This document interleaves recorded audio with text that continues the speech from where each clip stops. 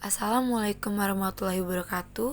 Kami dari kelompok 2 akan memaparkan terkait audit lingkungan PT Barito Pasifik Indonesia. Secara singkat, audit lingkungan adalah proses sistematis untuk mengevaluasi ketaatan suatu organisasi terhadap peraturan lingkungan, kebijakan internal, dan standar industri.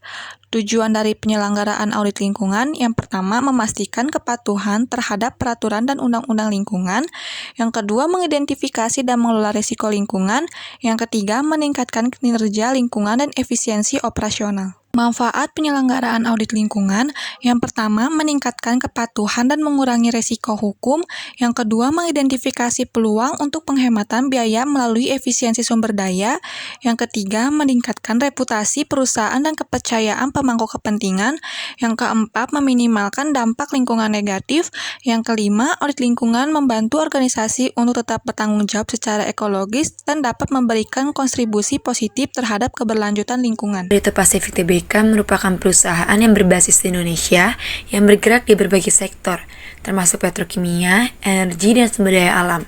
Didirikan pada tahun 1979 oleh Bapak Prajogo Pangestu sebagai perusahaan kayu dan berkembang menjadi konglomerat yang diversifikasi.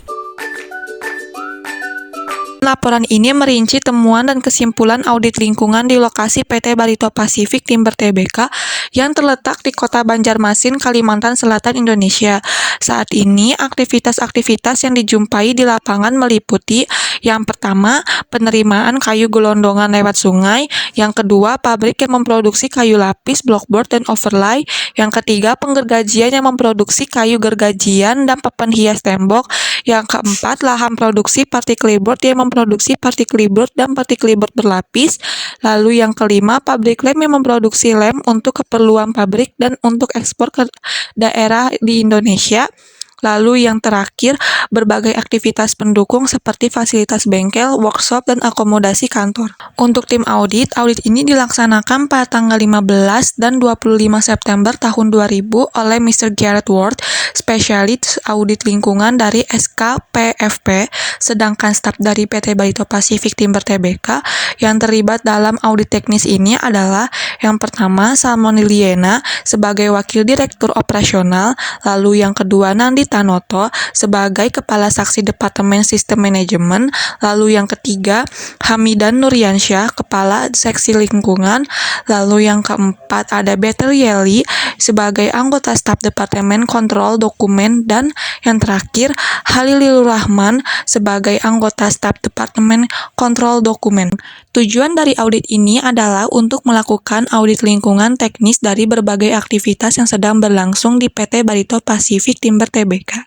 Manajemen lapangan atau SKPFP bisa menggunakan temuan audit ini untuk meningkatkan penyelenggaraan lingkungan dari operasi-operasi tersebut. Ruang lingkup audit dibatasi pada aktivitas-aktivitas teknik yang dijumpai.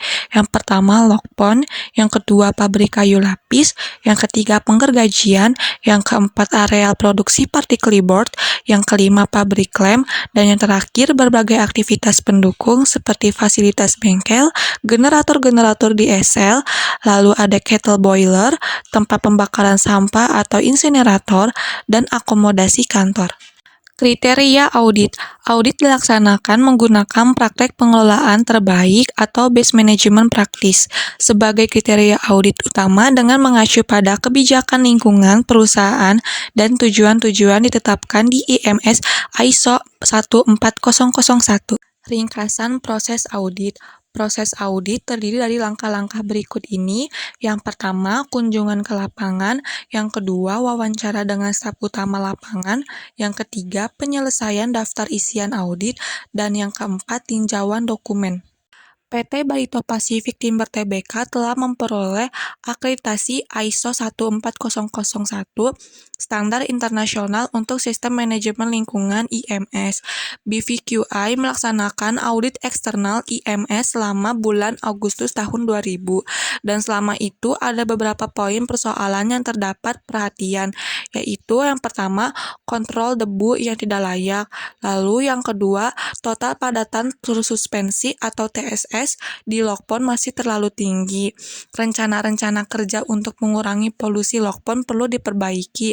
Lalu yang ketiga, mengurangi limbah kayu dan memperbaiki tingkat pemulihan kayu di areal utama yang memerlukan perbaikan segera. Lalu yang keempat, tidak adanya bukti pengawasan emisi cerobong asap, bau, atau pengawasan vibrasi. Temuan-temuan audit untuk penggunaan saat ini, yang pertama penerimaan dan penyimpanan log-log, yang kedua perusahaan kayu lapis, yang ketiga penggergajian dan pemrosesan kayu, yang keempat particle board, yang kelima pabrik lem, dan yang keenam aktivitas lain. Untuk limbah padat, yang pertama limbah biasa dan olahan. Bisa dilihat pada tabel berikut ini. Lalu yang kedua, limbah kayu. Limbah kayu merupakan persoalan kritis di PT Barito Pacific Timber Tbk, telah diidentifikasi BVQI sebagai salah satu dari persoalan-persoalan utama yang memerlukan perhatian melalui IMS ISO 14001. Selama tinjauan lapangan, terdapat banyak buangan dari sumber alamiah, yaitu kayu, selama proses produksi. Temuan-temuan audit lainnya dalam air, staf lapangan menunjukkan bahwa mereka tidak menemukan adanya kontaminasi air permukaan yang berhubungan dengan pabrik. Namun, selama tinjauan ke lokasi, tercatat adanya kontaminasi hidrokarbon Sungai Barito di sekitar log ponds dan area penggergajian. Lapisan minyak di permukaan air berasal dari beberapa instrumen yang menggunakan sejumlah minyak dan pelumas di bawah peralatan yang tidak mempunyai tempat pengeringan lain selain log ponds dan juga sungai. Lalu air limbah yang terdiri dari pengelolaan air limbah, yaitu ada air limbah di saluran air permukaan, air limbah workshop, air limbah sanitasi, dan juga air badai atau stormwater. Ada beberapa lokasi titik sampel yang sudah tertera. Lalu juga diuji tangki penyimpanan atas tanah. Material yang digunakan itu ada carbon steel, stainless steel, juga ada fiberglass. Lalu selanjutnya fasilitas workshop. Ada 5 workshop kecil yang masing-masing berhubungan dengan satu dari proses-proses industri di lapangan. Bengkel-bengkel ini bertanggung jawab dalam pemeliharaan mesin-mesin yang digunakan dalam setiap proses produksi. Selama tinjauan lapangan diketahui sejumlah logam yang disimpan di tanah terbuka menunggu untuk dijual sebagai besi tua. Ada juga beberapa yang ditumpuk atau tertumpuk dengan tumpahan minyak. Lalu persoalan lain yang diuji juga ada tentang kebocoran ketelem, penyimpanan bahan kimia, penyimpanan drum-drum minyak, juga kualitas udara. Lalu kesimpulan dan juga rekomendasi audit ini, untuk kesimpulannya meskipun audit ini bukanlah audit IMS, ada beberapa pokok persoalan yang mendapat perhatian dalam laporan yang masih memerlukan penyelesaian. Tingkat pemulihan kembali yang lambat dari kayu yang dipakai dan pembuangan sumber daya alam masih menjadi persoalan yang paling mendesak. Tetapi persoalan pengawasan debu, udara, dan vibrasi juga polusi di log ponds tetap menjadi perhatian. Audit ini juga mengidentifikasi sejumlah persoalan lingkungan lain dan persoalan fasilitas-fasilitas perusahaan yang memerlukan perbaikan. Persoalan-persoalan ini terutama berhubungan dengan potensi dari polusi air permukaan, lalu rencana penanggulangan yang segera terhadap tumpahan dan training untuk mereka yang bertanggung jawab atas pabrik lem, areal penyimpanan bahan bakar, dan areal penyimpanan bahan kimia kering. Ada juga sejumlah persoalan tata rumah tangga, seperti lokasi penyimpanan drum-drum minyak, logam tua, dan kebakaran di areal pembuangan limbah kayu. Ada beberapa rekomendasi yang diajukan, seperti implementasi dari rekomendasi audit. Tercatat selama audit, banyak rekomendasi dari laporan yang belum diimplementasikan, meskipun ada rencana-rencana dan orang-orang yang dianggap mampu untuk membuat perbaikan-perbaikan yang disyaratkan. Lalu, rekomendasi kedua terkait limbah kayu. Manajemen seharusnya menanggapi persoalan limbah kayu sebagai sesuatu yang bersifat mendesak, karena hal ini merupakan persoalan yang berhubungan langsung dengan kelangsungan akreditas IASPI 14001. Rekomendasi ketiga tentang polusi log ponds. Ada program untuk menanggulangi polusi di log ponds dengan melewatkan air melalui pemisah minyak atau air di lokasi. Lalu rekomendasi keempat, fenol. Pengujian kualitas air di Sungai Barito telah mengidentifikasikan bahwa konsentrasi fenol di dekat pabrik lem meningkat. Ini memberikan kesan bahwa telah terjadi kontaminasi sungai dari pabrik lem. Meskipun tingkat fenol masih dalam batas yang diperoleh, menurut kriteria yang digunakan oleh penguji, langkah-langkah untuk menemukan dan menghasilkan sumber kontaminasi harus dilaksanakan. Lalu rekomendasi kelima, pengujian kualitas air di saluran air. Pengujian kualitas air di saluran air permukaan dekat areal-area pemrosesan menunjukkan tingkat polutan yang tinggi.